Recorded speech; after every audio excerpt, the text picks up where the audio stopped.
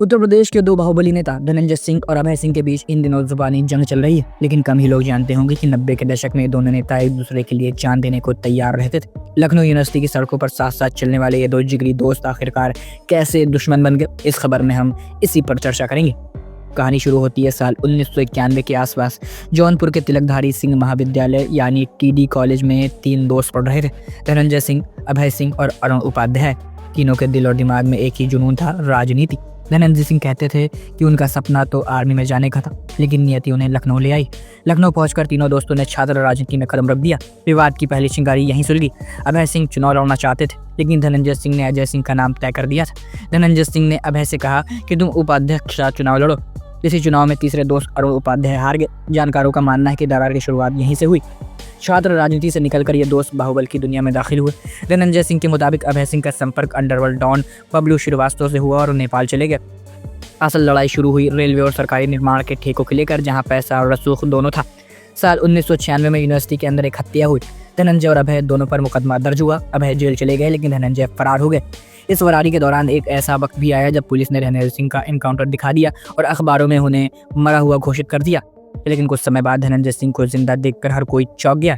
इधर अभय और धनंजय के बीच जेल के अंदर और बाहर का यह फासला दुश्मनी को बढ़ाता गया। जेल में रहते हुए अभय सिंह के नेटवर्क बड़े हो गए। उन पर मुख्तार अंसारी का फरीबी होने के आरोप लगे। वहीं पैसों के बंटवारे और वर्चस्व की जंग तेज हो गई। तभी एक बड़ी वारदात हुई, संतोष सिंह की हत्या। अभय सिंह का आरोप है कि उनके गांव के लड़के संतोष सिंह को धनंजय ने फोन करके बुलाया और दूसरी पार्टी से पैसे लेकर उसकी हत्या कर दी। अभय कहते हैं कि धनंजय ने उनके नाम का इस्तेमाल कर उनके संबंधों को कलंकित किया। इस घटना ने मनमुटाव को अदावत में बदल दिया। फिर साल 2022 में धनंजय सिंह रारी विधानसभा से चुनाव जीतकर विधायक बन गए। अभय सिंह अब भी संघर्ष कर रहे थे। 4 अक्टूबर 2002 को वाराणसी के नदेसर में टसाल सिनेमा के सामने धनंजय सिंह के काफिले पर AK-47 से अंधाधुंध फायरिंग हुई। धनंजय बाल बाल बचे, लेकिन उनके सहयोगी घायल हो गए। धनंजय ने सीधे अभय सिंह को मुख्य आरोपी बनाया। राजनीति के पहिए घूमे। मायावती राज में दोनों को मुश्किलें झेलनी पड़ी। 2012 में जब मुलायम सिंह यादव ने क्षेत्रीय नेताओं को लामबंद किया तो अभय सिंह गोसाईगंज से विधायक बने। उस वक्त तक धनंजय 2 बार विधायक और 1 बार सांसद रह चुके थे।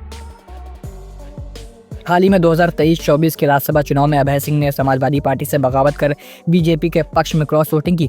जो अभय सिंह कभी कहते थे कि मुलायम सिंह ने मेरी जान बचाई, सपा कभी नहीं छोड़ूंगा, आज वो बीजेपी के करीबी हैं। वहीं धनंजय सिंह आजकल कफ सिरप तस्करी मामले में अपने करीबी आलोक सिंह की गिरफ्तारी को लेकर चर्चा में है।